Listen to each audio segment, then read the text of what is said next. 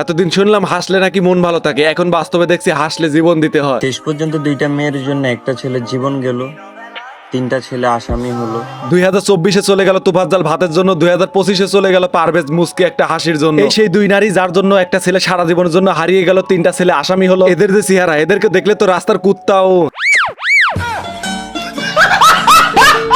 আসলে এসব কথা শুনলে খুবই খারাপ লাগে। একটা হাসির জন্য যদি একটা ছেলের জীবন যায় তাহলে কোন জগতে বাস করি আমরা। এই পারভেজ নামে ছেলেটি প্রাইম এশিয়া বিদ্যালয়ে পড়তো। সে পারভেজ যখন ইন্টারে পড়তো তখন একটা ময়মনসিংহের টাউন হলের পাশে একটা মেসে থাকতো। রয়্যাল মিডিয়া কলেজের ছাত্র ছিল সে, সালাম দিয়ে যেন হেসে উঠতো। এই হাসি তার জীবনের কাল হয়ে দাঁড়ালো। এখন মানুষের জীবন নিয়ে এত সহজ বানিয়ে ফেলতে 2 দিন পর পরে একটা না একটা ঘটনা ঘটেই যাচ্ছে। 3 দিন যারা এমন ঘটনা ঘটাচ্ছে তাদেরকে সঠিক শাস্তি না দিলে জীবনে এরকম ঘটনা ঠিক হবে না। যারা এমন ঘটনা ঘটাচ্ছে তাদেরকে সঠিক শাস্তি চাই, যেন দ্বিতীয়বার আর কেউ যেন এই রাস্তায় পাও না বাড়ায়। বাতের জন্য তোফাজ্জল মরলো, হাসির জন্য পারভেজ মরলো। আমার সোনার বাংলায় আরো কত কি দেখতে হইব। যদি শুধু হাসার জন্য বিষয়টা এত বড় হয় তাহলে আমি বলতে চাই ওই দুইটা মেয়ের সাথে ওই ছেলেদের কিসের সম্পর্ক, গোপনীয় তথ্য কি আছে সবগুলা বের করা হোক। এখন গোপন তথ্য খুঁজতে গিয়ে আবার দেখেন কেসি খুঁজতে গিয়ে সাপ না বের হয়। হাসার আগে অবশ্যই আশেপাশে ভালোভাবে দেখে নেবেন মেয়ে আছে কিনা। অবশ্যই আপনার কথাটা ঠিক আছে, এখন থেকে এটাই করতে হবে। একটা হাসির জন্য যদি একটা জীবন চলে যায় তাহলে কেমন হলো রে ভাই। কারো রাগ কারো জেদের কারণে হাজারো মায়ের কোল খালি হচ্ছে আমার সোনার বাংলাদেশে। শেষ পর্যন্ত কি হলো, দুইটা মেয়ের জন্য একটা ছেলে জীবন গেল, তিনটা ছেলে আসামি হলো। মেয়ে দুইটার কিন্তু এখনো কিছু হয় নাই। যেই দুই বুস্কিরে লইয়া এত কাহিনী এত তামসা, এই দুই বুস্কি কই? আমার কথা হচ্ছে এটাই, ওই দুই বুস্কি কই যে দুই বুস্কির জন্য এই সমস্যাটা হয়েছে। নাই, এই দুই বুস্কি নাই, এই দুই বুস্কিরে তার দেখতে পারতাছি না। নাই বললে তো হবে না, ওই দুজনকে আগে ধরতে হবে, কারণ ওদের দুজনের জন্য তো এত বড় ঘটনাটা ঘটছে।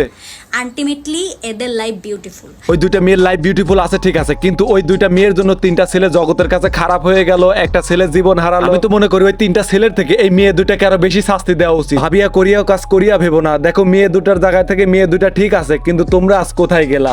বলছিলাম না নারী চলো না মই, তাই হাসার আগে আশেপাশে দেখে হাসবেন কোথাও নারী আছে কিনা, কারণ নারীর সামনে হাসতেও পারো। হ্যাঁ এখন তাই হয়ে গেছে, নারীর সামনে হাসতেও পারো। এতদিন শুনলাম ভালোভাবে বাঁচতে হলে হাসতে হবে, কিন্তু এখন তার উল্টা হয়ে গেছে। এখন কি করলে বাঁচতে হবে সেটা আমি নিজেও জানি না। তো আপনারা যদি কেউ জেনে থাকেন কমেন্ট বক্সে বলে যাবেন। তো আজীবন শুনে আসছি বাঁচতে হলে হাসতে হবে, আর এখন দুনিয়া উল্টে গেছে।